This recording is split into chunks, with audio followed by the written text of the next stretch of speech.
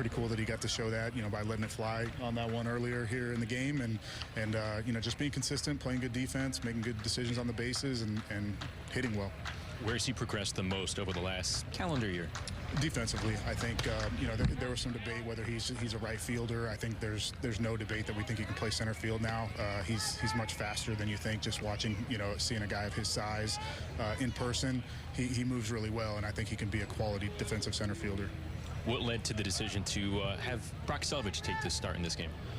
He's a guy that's been grinding it out for a couple years here. He's a really good competitor. I think that there was a lot of guys that wanted to pitch in this game, and Sam Breen, our director of pitching, has a lot of influence over that, and he was kind of a no-brainer for him to start Brock.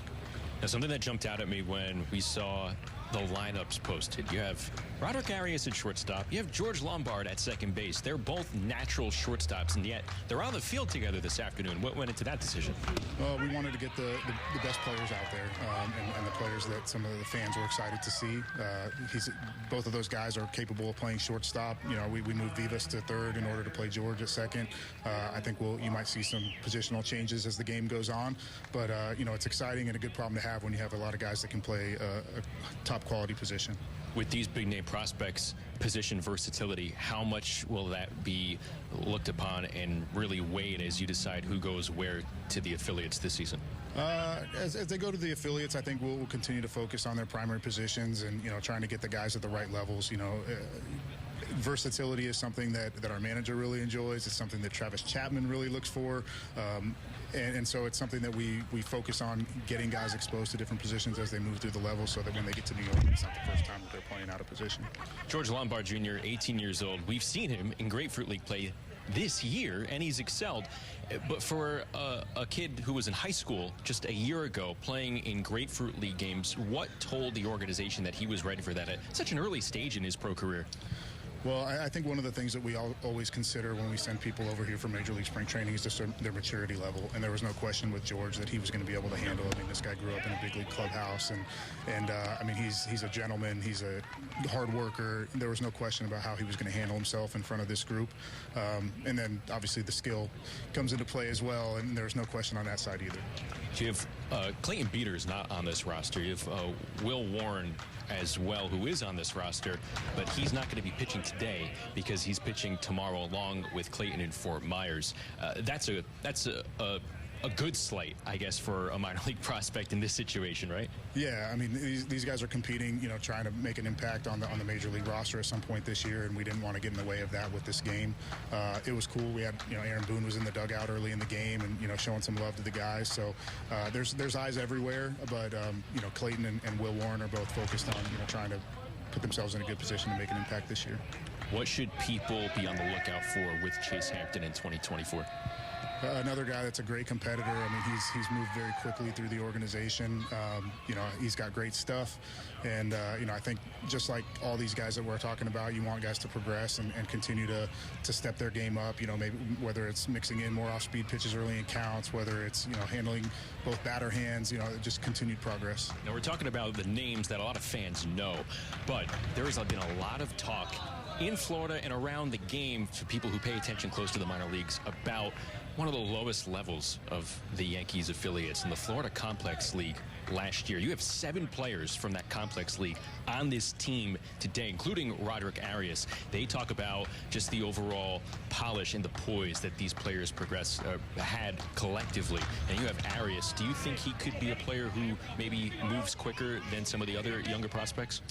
It's always hard to tell. I mean, this guy's super talented, and, big props to our international scouting department that did a good job identifying some talent, that was filling up that Gulf Coast League roster.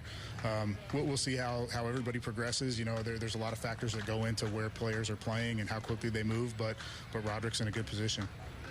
One player I want to talk to you about as well is Everson Pereira, because he came up last year, got a taste of the majors, and he's kind of flown under the radar in big league camp this year. What can that little taste of big league play do for him as he presumably goes back to AAA? I mean, I think it was a tough taste. You know, I mean, he was probably up there before anyone here was comfortable with it due to some injuries and things that we had with the major league team. But I do think it certainly served well to just show him, hey, what it's like in the big leagues, what the quality of the pitching is on a day in, day out basis. And, you know, hopefully that just helps him focus on his work that he needs to do to have success the next time he's called on. We just saw an ABS replay call there. What do you think of the new technology? I love it. I mean, I think it holds the umpires accountable a little bit. It takes away some ability to make excuses for players at times. And at the end of the day, I think the fans and all of us just want the right calls to happen. So it keeps the game interesting as far as, you know, the umpire involvement, and it gives a little bit more accountability to some questionable calls at times. All right, Kevin, we appreciate your time giving us all this great insight. But, hey, get back to the dugout. I know this is a special treat for you, too, as well, because you don't get to spend too much time in there. That's true. Thanks for having me. Appreciate it. Kevin Reese, the Yankees VP of Player Development, joining us here at the top of the third, guys. Justin, great stuff. Thank you. Thanks to Kevin for spending time with us as well. Listen, we've got 2 outs in the inning. There's a lot to unpack there that I want to ask you about, Jack. But the automatic ball strike, he likes the idea of holding somebody accountable. It's not full robo-ump, but it's a chance to get a call that you might not otherwise get.